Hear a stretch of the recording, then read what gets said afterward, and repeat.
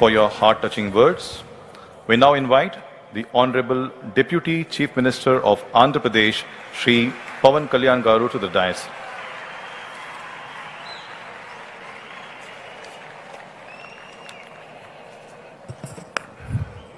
వేదిక పైన ఆసీనులైన ప్రత్యేకించి సత్యసాయిబాబా గారి శత జయంతి ఉత్సవం సందర్భంగా ఇక్కడికి విచ్చేసిన మనందరి beloved Prime Minister, most respected Prime Minister in the world, most respected leader in the global stage, Sri Narendra Modi గారికి నా హృదయపూర్వక నమస్కారాలు. అలాగే తన అపారమైన అనుభవంతో రాష్ట్రాన్ని సమర్థవంతంగా నడిపిస్తున్న నాయకులు గౌరవ ముఖ్యమంత్రి శ్రీ చంద్రబాబు నాయుడు గారికి, భారతరత్న శ్రీ సచిన్ టెండూల్కర్ గారికి, శ్రీమతి ఐశ్వర్య రాయ్ బచ్చన్ గారికి, సోదరులు నారా లోకేష్ గారికి, వేదికపైన ఆసీనులైన ప్రతి ఒక్కరికి, మంత్రివర్గానికి, బాబా గారు మహాసమాధి అయిన తర్వాత దాన్ని సమర్థవంతంగా నడిపిస్తున్న శ్రీ రత్నాకర్ గారికి, ప్రతి ఒక్కరికి పేరు పేరున నా హృదయపూర్వక నమస్కారం. ప్రత్యేకించి ఇక్కడికి వచ్చేసిన సత్యజయంతి సందర్భంగా ఇక్కడికి వచ్చిన భక్తులందరికీ, సాయిబాబా భక్తులందరికీ మనస్ఫూర్తిగా మీ అందరికీ నా నమస్కారాలు తెలియజేస్తున్నాను. సత్యసాయిబాబా గారి గురించి, గొప్పతనాన్ని గురించి మన దేశస్తుల కంటే విదేశీయులు ఎక్కువ చెప్తారు ఆయన గురించి. కొన్ని సందర్భాలు ఇప్పుడు సింగపూర్ వెళ్ళినప్పుడు ఒక 30 సంవత్సరాల క్రితం చైనీస్ ఇళ్లలో చూశాను సత్యసాయిబాబా గారి ఫోటోగ్రాఫ్. అలాగే ఒక హాలీవుడ్ యాక్టర్ స్టీవెన్ సిగాల్ అని చాలా సంవత్సరాల క్రితం, క్లోజ్ టు ఒక 20 సంవత్సరాల క్రితం అనుకుంటా, చిరంజీవి గారిని ప్రత్యేకించి అడిగి, మా అన్నయ్య చిరంజీవి గారిని ప్రత్యేకించి అడిగి నేను బాబా గారిని కలవాలి అని చెప్పి ఇక్కడ బెంగళూరులో ల్యాండ్ అయ్యాను. ఇక్కడ ఫ్లైట్కి ఆయనకు వచ్చి ఆశీర్వాదాలు తీసుకుని నాకు చాలా ఆశ్చర్యం కలిగేది. ఒకరి గొప్పతనం, ఒకరి తేజస్సు ఎలా తెలుస్తుందంటే ఎలా వెళ్ళింది దీని గురించి నేను అనుకుంటా ఉండేవాడిని.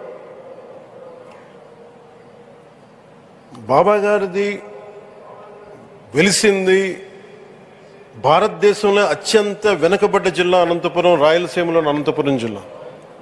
ఆయన పుట్టుక కూడా అత్యంత వెనుకబడ్డ జిల్లా, నీటికి కూడా కొరత ఉండే జిల్లా,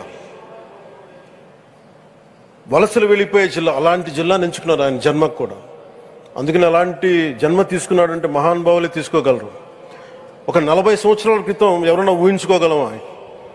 దేశ విదేశాల నుంచి చాలామంది భక్తులు, విదేశీయులు అందరూ వచ్చి దీని అభివృద్ధికి పాటుపడతారని. సో ఒక ఆధ్యాత్మిక తేజస్సు, విశ్వ ప్రేమ ఉన్న వ్యక్తుల వల్లే ఇది సాధ్యం. అలాంటి వ్యక్తుల కోసం ప్రత్యేకించి గౌరవ ప్రధానమంత్రి నరేంద్ర మోదీ గారికి ఇష్టమైనది ప్రజలందరికీ కనీసం ఒక 50 లీటర్ల నీళ్లు ఇవ్వాలి,